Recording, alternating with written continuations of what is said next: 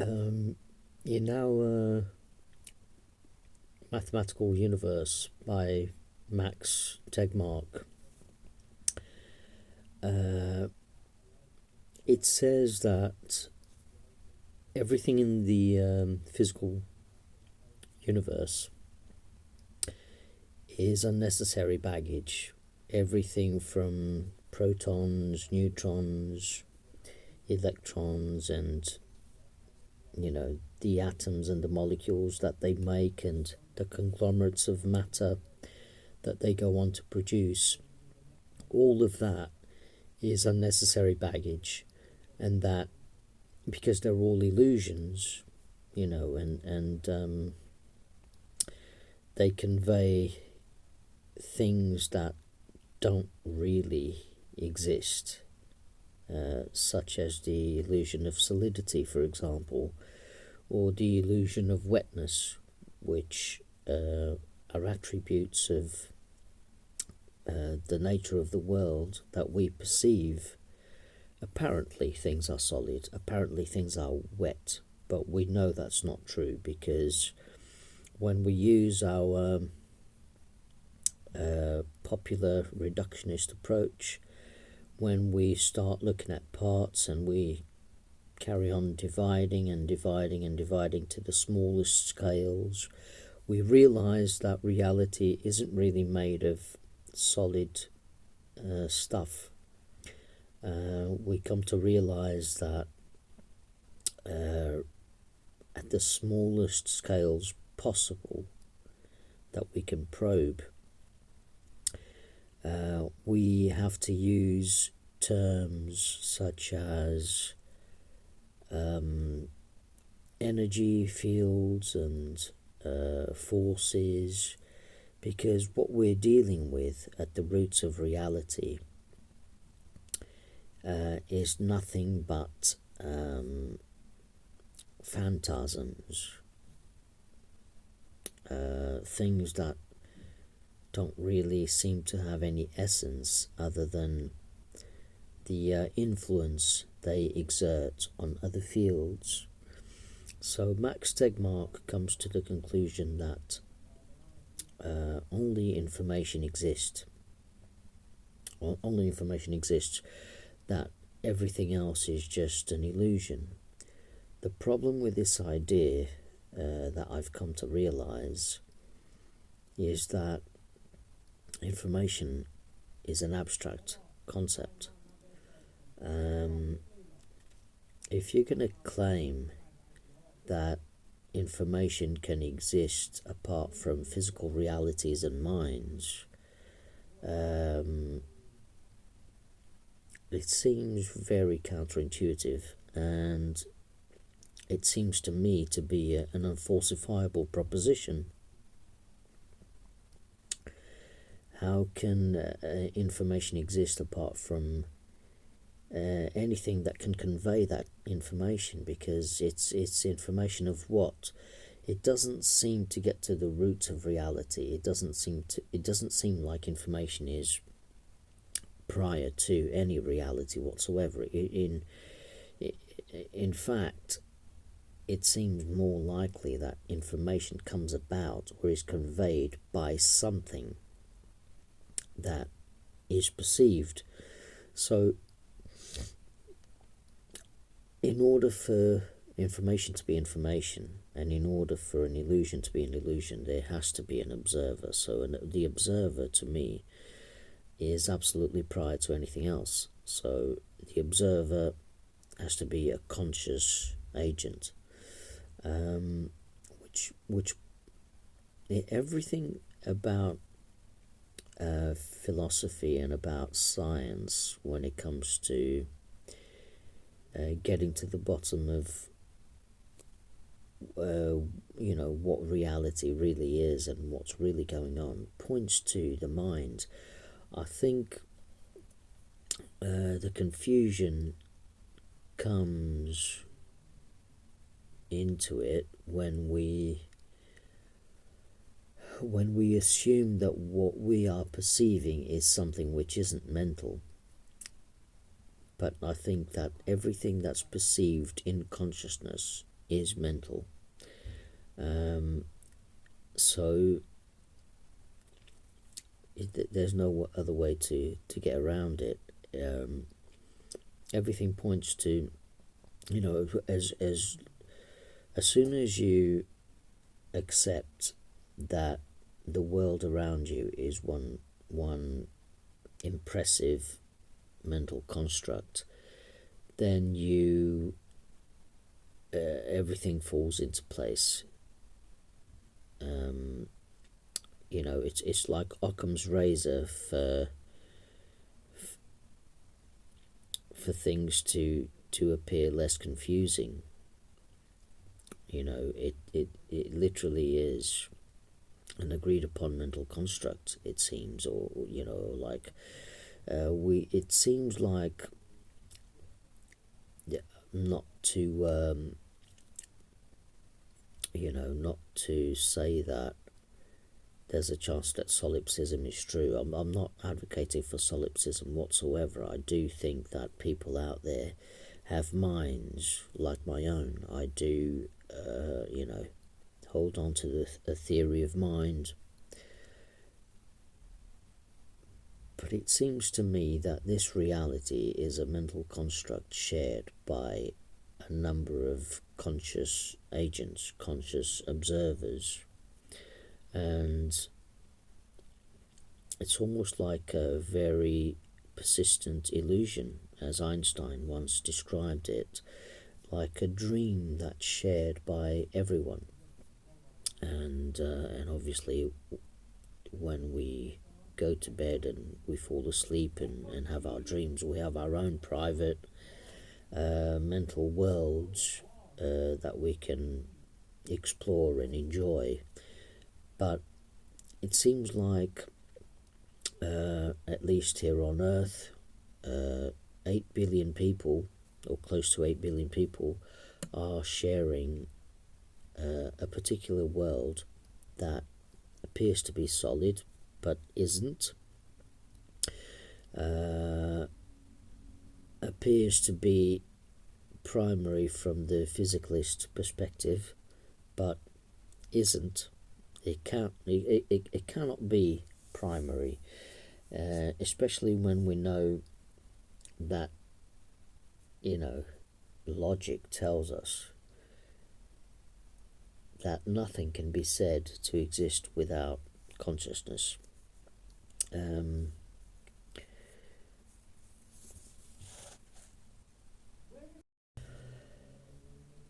I was also going to say that information is in itself a concept that we came up with, which conveys distinctions that we make about the world, and it's just, it can't be the essence of reality, the foundation.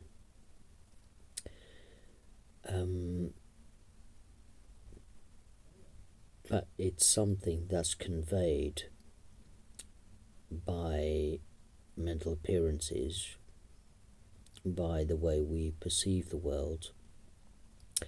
It has to inform someone, and there you go. It always implicates a conscious observer. There's no getting away from it. And I think that we are definitely heading towards idealism. It's just really hard to let go of how we used to see the world previously, especially in scientific circles, because materialism seems to be so useful. It's a useful model to look at the world, but one that excludes consciousness. It can only take you so far. It's like, Newton's laws can only take you so far, and then you need to start using quantum mechanics and special and general relativity, and that can also only take you so far, so you have to use other means to, if you want to get to the bottom of things, if you really want to uncover the bedrock of everything that exists. And it's quite telling that people like Federico Fagin have abandoned materialism to embrace idealism, and such a paradigm shift usually comes with a personal experience to do with, like it usually this change in perspective usually comes with a mystical nudge, in that direction. It's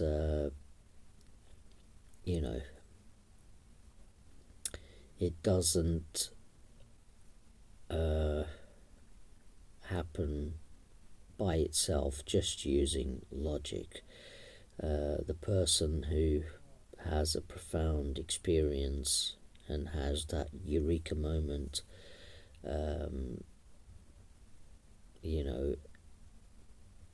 arrives at the realization that consciousness can be much more than just the notion that it's a byproduct of brain states, or that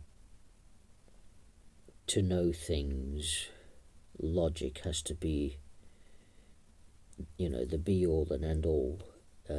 Actually, there are other ways to know things. There are other ways to come to profound realizations, and it's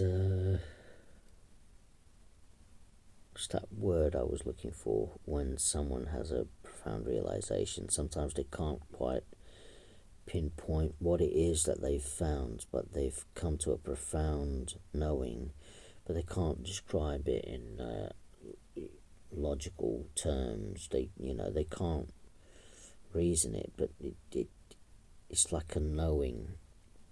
It's an epiphany. And I once experimented with psychedelics, and I remember a trip, a very profound and spiritual trip I had on Mexican magic mushrooms. The key ingredient there is psilocybin, and it made me look at the world very differently. Everything was warped. I looked at the sky and I could see beams and angels. I went to the local park in the halls of residence where I was studying, Westminster University, Harrow campus, and I was tripping on mushrooms, and I could I perceived the park to be this mystical forest, and I could see weird creatures and golems, the silhouettes of golems hiding amongst trees, but the and bushes, and they had glowing eyes, and then the people I took the mushrooms with me, and the guy who supplied the drugs was a blind guy who was into music, and he had this dog called Millie, and Millie was running around, and I, and he was panicking, saying, "Oh, can you make sure you keep your eyes on Millie? I don't want to lose her," And I was looking for Millie, and then I could see several Millies running around. It's crazy. But the experience wasn't just visual. It wasn't just visual hallucinations. We're talking about emotions that were quite strong, quite deep, and I began to see meaning in everything that I observed. For example, if a bird came down from a tree to pick up something from the ground, I looked at that, one single simple event, something that I wouldn't think twice about, something that would otherwise be meaningless to me, or insignificant, suddenly became profoundly meaningful, and beautiful, and then the way I felt about the world tended to change and fluctuate, like a song having different tempos, and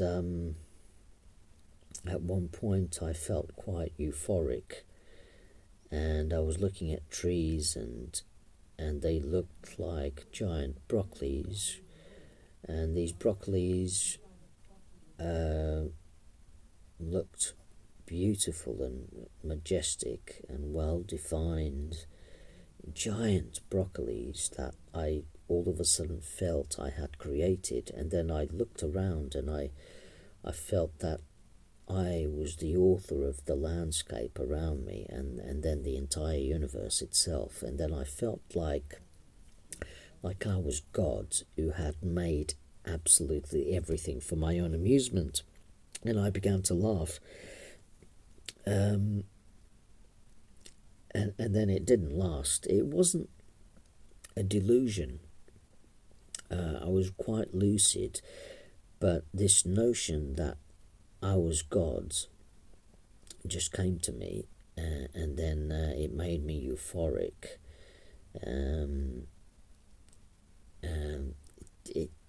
It can't be described as a moment of temporary insanity, but it's all these flavors of how one can feel about the world and what one can believe about the world, and then the world itself can be warped and changed from one's own perspective. It was like having fun with Play-Doh, but always remaining lucid and being aware of mundane reality, and logic never quite went away. I was aware of that. I was completely lucid, but I was also aware of a myriad possibilities, and a plethora of ways in which reality can be perceived.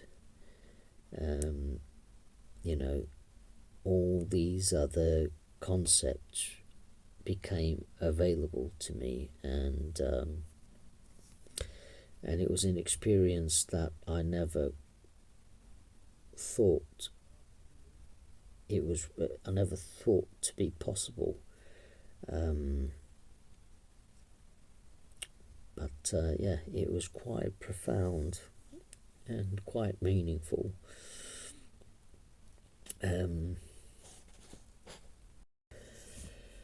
Now, coming back to reality, we obviously live in a world of rules, and we can't deny that the laws of physics are quite apparent to us. They are real. We can be affected by them, and we shouldn't forget that. And I would say that there is nothing about idealism that is incompatible with uh, what physicalism stands for. But we must also recognize that physicalism is an idea. It's a notion that isn't backed by evidence at all. In fact, it's based on a grand illusion, and it can only take us so far. We are so stuck in Newtonian physics, and we don't even perceive the quantum realm. It's not like something that we are aware of on a day-to-day basis. Only a very few of us deal in that field and are aware of certain experiments and results, and they make observations.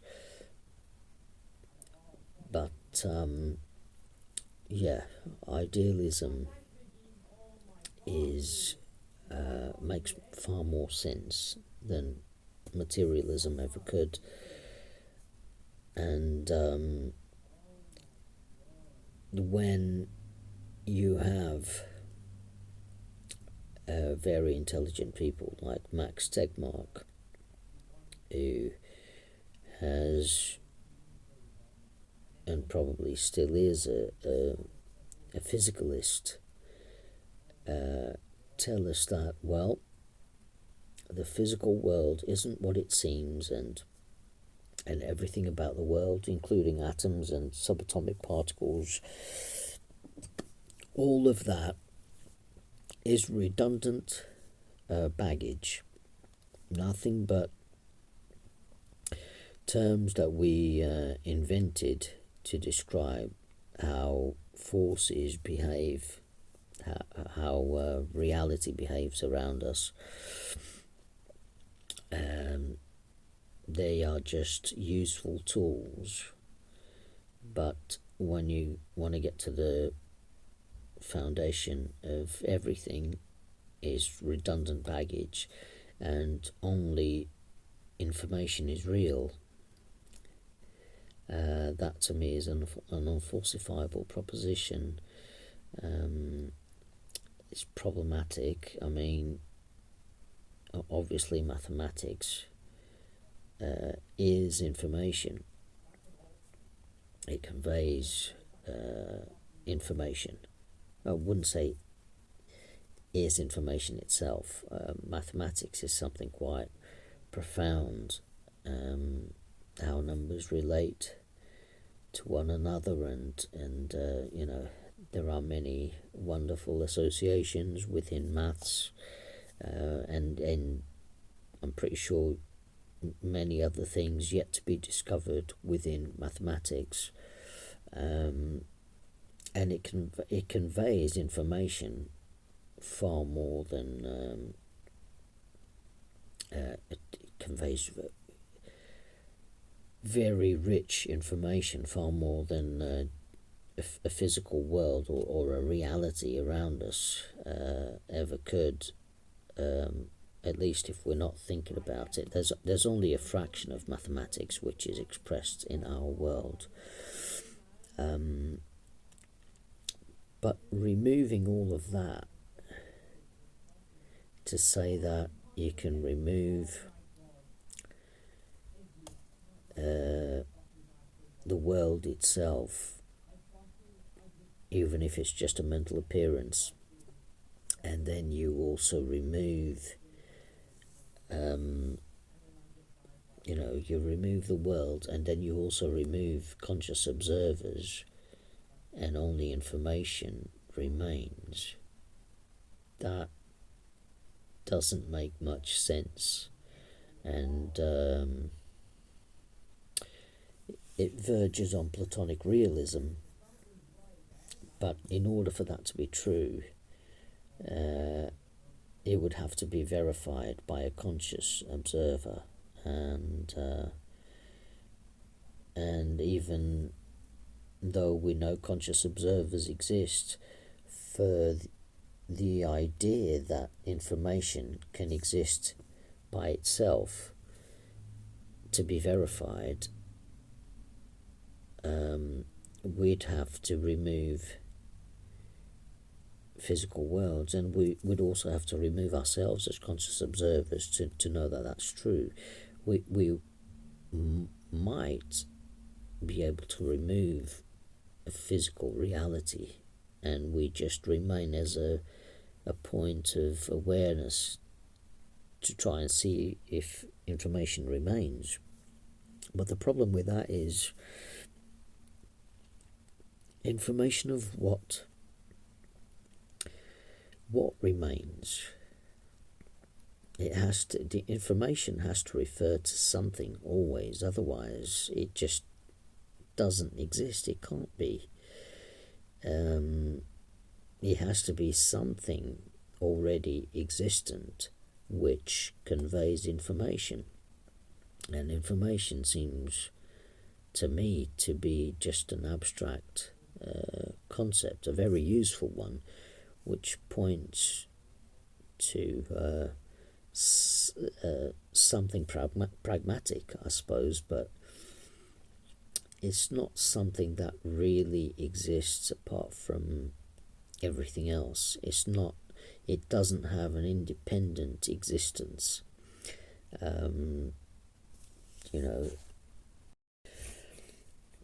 It's like asking the question,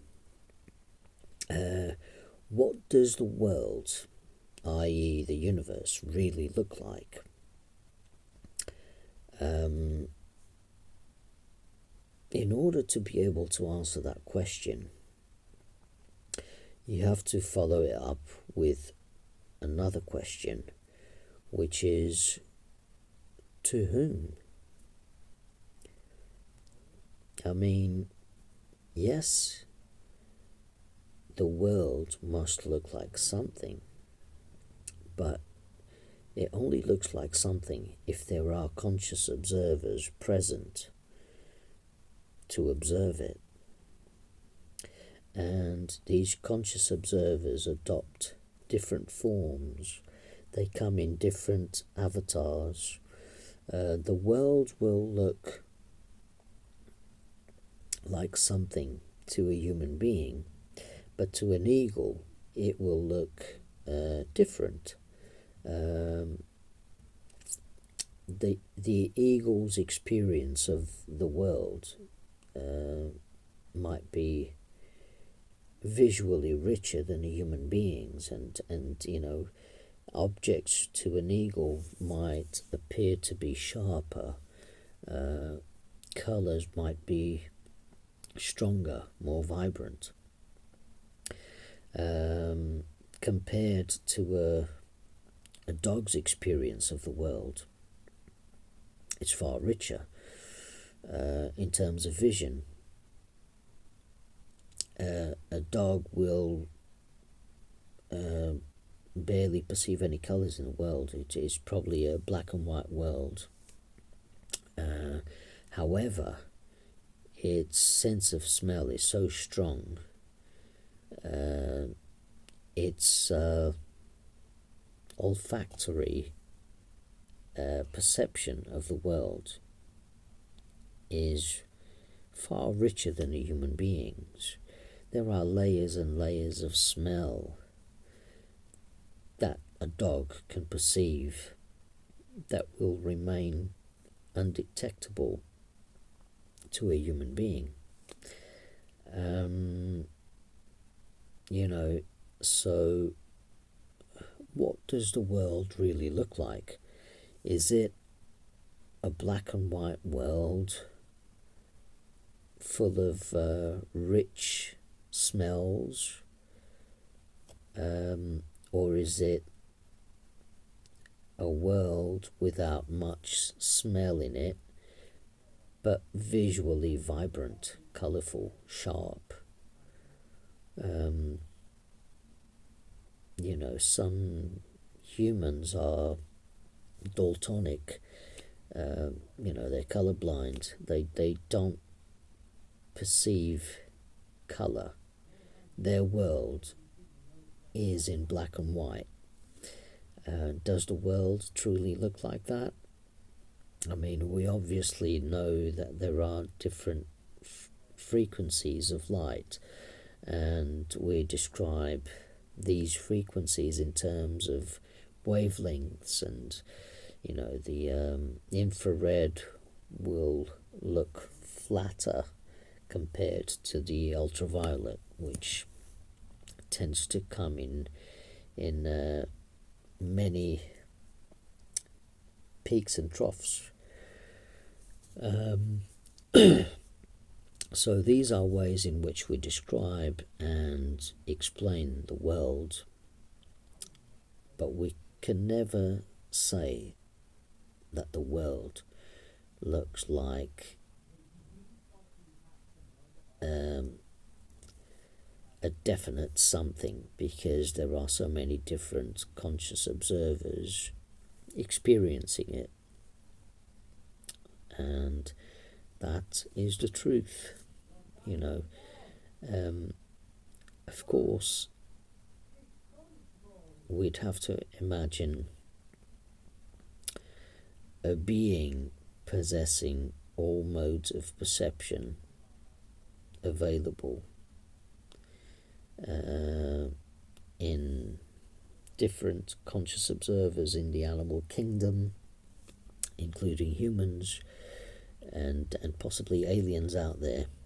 Imagine all the possible modes of perceiving the world in one being. What would reality look like? Perhaps it would be very confusing, so rich as to be confusing, and would probably go against the organism's interest in terms of survival. Perhaps that much abundance of information, of sensory input from reality, would end up melting the poor organic being. It just wouldn't stand the pressure. It would be like something on the surface of Venus. It would be crushed by all the information coming in, and it wouldn't be able to function in any way. So it ties in with Hoffman's view that we have evolved not to perceive reality exactly as it is. So on top of reality being one big illusion, it's also not what it seems. And we already know that we only perceive a very narrow band in the spectrum of light, and most likely every single creature that exists in the cosmos has evolved to perceive the world in terms of survival payoffs. They haven't evolved to perceive reality exactly as it is. They have to perceive what's pragmatically useful to them. An elaborate hallucination in order for them to navigate about the world, to orientate themselves in the world. But it's an illusion which, despite its survival payoffs, it's entirely false. It's not the truth. So it's a very, very interesting concept.